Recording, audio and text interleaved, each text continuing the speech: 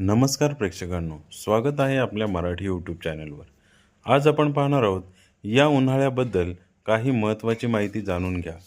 पहिलं, दिवस लांबच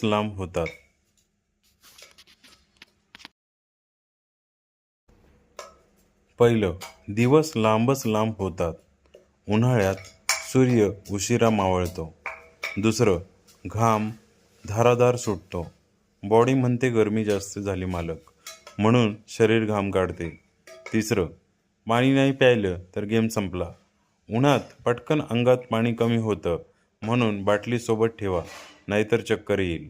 चौथं, सूर्य देतो फ्री विटॅमिन डी। थोडं ऊन घेतलं की हाडं मजबूत, पण जास्त बसलात तर काळे पडाल बरं का। पाचवं, गरमीने मूड पण खराब होतो। उन्हामुळे चिडचिड, आळस, काहीच करायची इच्छा होत नाही।